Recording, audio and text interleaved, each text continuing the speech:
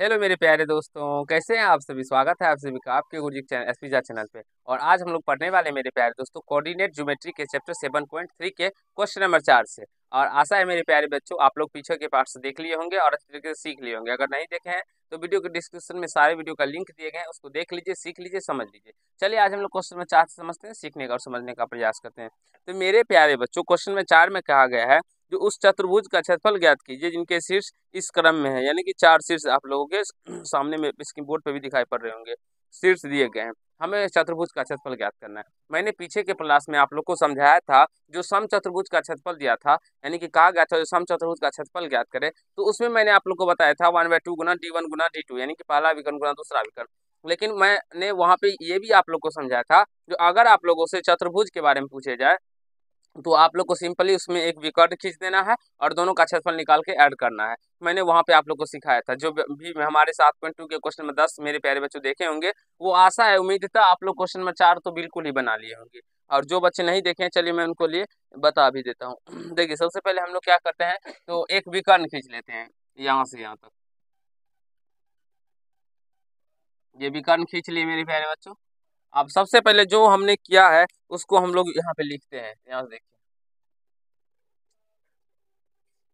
माना कि बिंदुएं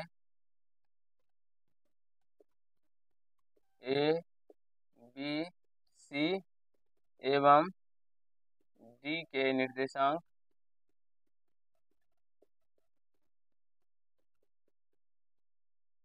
क्रमशः क्या सब है मेरे प्यारे बच्चों, -4, -2, -3, -5, 3, -2 एवं 2, 3 है। ये मेरे प्यारे बच्चों ये आपके प्रश्न के ही अकॉर्डिंग दिया गया है। अब हम आगे इसको सॉल्व करते हैं। तो हमने एक विकर्ण खींच दिया। अब हमने सबसे पहले ए डी सी का क्षेत्रफल निकाल लेते हैं, उसके बाद ए बी सी का निकाल के दोनों को ऐड कर लेंगे। तो सबसे पहले लिखेंगे त्रिभुज ए डी सी में, ए डी सी में। तो जब ए डी सी में करते तो पहले देखिए x1 कितना हो जाएगा, x1 -4, y1 कितना हो जाएगा तो -2, x2 कितना हो जाएगा तो 3 और y2 कितना हो जाएगा मेरे प्यारे बच्चों -2, x3 कितना हो जाएगा तो 2 और y3 कितना हो जाएगा मेरे प्यारे बच्चों तो 3। अब लिखेंगे त्रिभुज एडीसी का क्षेत्रफल। क्षेत्रफल तो आप सभी क्षेत्रफल का फॉर्म 1/2 इंटू x1 कितना है डायरेक्टली हम मान रखते जाते हैं, x1 -y2 -y3 तो y2 और -y3 कितना है -3, फिर प्लस x2 कितना है 3, उसके बाद y3 और -y1 कितना है 3 और -y1 कितना है -2 तो माइनस माइनस +2 हो जाएगा। फिर यहाँ से x3 कितना है 2, अब y1 -y2 तो y1 कितना है -2 और -y2 तो y2 कितना है तो -2 तो माइनस माइनस +2 हो जाएगा। और यहाँ से इसको हम लोग सॉल्व कर लेंगे। तो यहाँ से देखिए 1/4 और इसको सॉल्व -4 अगुना -2 -3 -5 +3 अगुना 3 को 2 को ऐड कीजिएगा 5 आ जाएगा, +2 अगुना 2 में से 2 जाएगा यानी -2 +2 0 हो जाएगा। अब इसको सॉल्व करने पर आपका मान जो निकले वो देख लीजिए, -4 और -5 ये +20 हो जाएगा, +15 हो जाएगा, 2 को 0 से गुणा करने पे 0 ही आ जाएगा। तो ये इन दोनों को ऐड करिएगा तो 1/4 गुना 35 हो जाएगा। ये वर्ग मीटर होगा, क्षेत्रफल मीटर इकाई सॉरी वर्ग इकाई हो जाएगा। तो यहाँ से ये 35/4 वर्ग इकाई हो जाएगा, 35/4 वर्ग इकाई हो जाएगा। तो हम इसका क्षेत्रफल निकाल लिया। अब हमें इसका क्षेत्रफल भी निकालना है। फिर लिखेंगे पुनः त्रिभुज एबीसी में, ए बी सी में अब हमें ए बी सी का भी निकालना है। तो यहाँ से x1 क्या हो जाएगा, x1 -4, y1 क्या हो जाएगा -2, x2 कितना हो जाएगा -3, y2 कितना हो जाएगा -5, x3 कितना हो जाएगा 3 और y3 कितना हो जाएगा मेरे प्यारे बच्चों -2 हो जाएगा।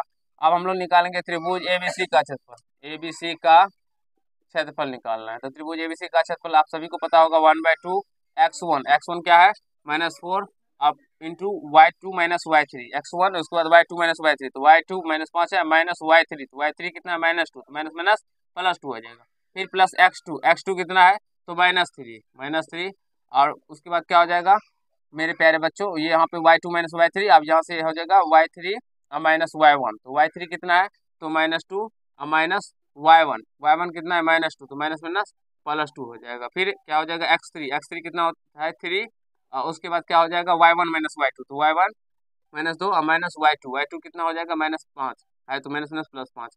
और मैंने आप लोग को क्षेत्रफल निकालने के बारे में क्वेश्चन नंबर 1 ही में बताया था, जब आप लोग को बहुत ही अच्छे तरीके से उसमें समझाया था जो कैसे कैसे हम लोग मान रखते हैं। अगर आप लोग को ये मान रखने में कहीं से कोई प्रॉब्लम है तो क्वेश्चन नंबर 1 पार्ट 1 को देखिए, और जिसमें कि मैंने आप लोग को बहुत अच्छे तरीके से बताया था। और ऐसा होगा तो 4-5 वीडियो 4 यानी कि 4 क्वेश्चन लेकर त्रिभुज के क्षेत्रफल पर आधारित प्रश्न लेकर मैं आऊँगा, जिसमें आके आपको त्रिभुज के क्षेत्रफल कैसे निकाला जाता है, कैसे कैसे मान रखा जाता है, वो सारे के बारे में आप लोग को सिखाऊंगा। फिलहाल यहाँ पे देखिए प्रश्न 12 है। यहाँ पे अगर हम पूरे बेसिक से चलते चलेंगे मेरे प्यारे बच्चों, एक एक पॉइंट को समझाते हुए आंसर को लिखते हुए चलेंगे तो ज़्यादा समय भी लग जाएगा, और आप लोग को समझ आने में भी कहीं से कहीं प्रॉब्लम भी हो सकता है, उसमें कंडीशन में कहीं मिस्टेक ही हो जाए। तो यहाँ देखिए x1, फिर क्या होता है y2 minus y3 plus x2, y3 minus y1, और यहाँ से क्या होता है x3 और y1 माइनस y2। तो अब मान रखने पर ये जहाँ जहाँ प्लस आता है वो समझ लीजिएगा वो टर्म जो होगा वो माइनस में पहले से ही होगा। जैसे कि हम यहाँ पे एक बात करते हैं, यहाँ पे होता है y2 माइनस y3, तो y3 देखिए माइनस में, इसीलिए माइनस पहले से रहता है, माइनस आएगा तो माइनस माइनस प्लस हो जाता है। अब यहाँ से देखिए माइनस में 4 और गुना, इस दोनों को जब आपस में जोड़िएगा या घटाएगा तो -5 में से +2 जाएगा तो -3 निकल के आएगा। फिर प्लस है -3, इस दोनों को हल कीजिएगा तो 0 निकल के आ जाएगा, +3 और गुना इस दोनों को हल कीजिएगा तो ये 3 निकल के आएगा। तो 1/2 इस दोनों को ऐड करने पे 12 आ जाएगा, फिर इसको 0 से गुना करने पे तो 0 ही आएगा, और इसको गुना करने पे 9 आ जाएगा। तो अब यहाँ से 1/2 और गुना 12 ना कितना 21 होता है, और ये इतना वर्ग इकाई हो जाएगा, वर्ग इकाई। अब यहाँ से 21/2 वर्ग इकाई इसका क्षेत्रफल निकल के आ गया। लेकिन हमें तो इसका क्षेत्रफल निकालना नहीं था, हमें निकालना था कब मेरे प्यारे दोस्तों, हमें चतुर्भुज एबीसीडी का क्षेत्रफल निकालना था। तो हम लिखेंगे अब चतुर्भुज एबीसीडी का क्षेत्रफल, एबीसीडी का क्षेत्रफल बराबर, तो त्रिभुज ए डीसी का क्षेत्रफल, एडीसी का क्षेत्रफल प्लस त्रिभुज एबीसी का क्षेत्रफल, एबीसी का क्षेत्रफल। तो दोनों को हम लोग क्या करेंगे मेरे प्यारे बच्चों, जोड़ देंगे। तो यहाँ से 35/4 और प्लस 21/2 को हम लोग ऐड करके जो जितना निकलेगा वही आंसर हो जाएगा, वर्ग इकाई, वर्ग इकाई मेरे प्यारे बच्चों। अब इस दोनों का एलसीएम लेने पे ये क्या आ जाएगा, 4 आएगा, तो ये 35 है, प्लस 21 दूना 42 आ जाएगा, और इस दोनों को हल कीजिएगा तो ये कितना निकल के आ जाएगा, नीचे दिखाई पड़ रहा है बाबू। तो इसको हल करने पे ये 4 2 5 2 7 और 4 3। अब यहाँ से देखिए मेरे प्यारे बच्चों, इसको जब आप लोग ऐड कीजिएगा तो 5 2 7 और 4 3 77/4 आया था आंसर। देख लीजिए, देख लीजिए कहीं इतना वर्ग मीटर इकाई हो जाएगा, वर्ग इकाई 77/4 आया था। एक बार देख लीजिए मेरे प्यारे बच्चों, कहीं ना कहीं मिस्टेक हो चुका है माइनस प्लस में, तो आप लोग एक बार देख लीजिए, हम भी देख लेते हैं एक बार। मेरे प्यारे बच्चों यहाँ पे थोड़ा सा मिस्टेक हो चुका है, यहाँ पे देखिए, यहाँ पे 35/2 ही आएगा, ठीक है। यहाँ पे हमने 4 मिस्टेक से दे दिया था, बाद में केवल सब कैलकुलेशन सही ही होना चाहिए। ये 2 ही आएगा, और 2 आएगा तो फिर यहाँ पे भी हमको 2 ही करना है, 2 करने पे ये कितना होगा 21 ही आएगा। यहाँ पे इसका एलसीएम भी 2 आएगा। तो जब इस दोनों को फिर ऐड कीजिएगा तो ये कितना आता है, फिर ये आ जाएगा 56/2, भाग दे दीजिएगा तो 28, यानी कि यहाँ से हम लिख देते हैं 28 वर्ग इकाई, इसका आंसर निकल के आ जाएगा। तो आशा है आप सभी को समझ में आ गया होगा, कहीं से कोई दिक्कत या समस्या नहीं हुआ होगा। इस तरह आप लोग बना के अपने कंसेप्ट को क्लियर कर लीजिए, और इस तरह के प्रश्न आपके एग्जाम में आते हैं मेरे प्यारे बच्चों, चतुर्भुज का क्षेत्रफल निकालने के बारे में।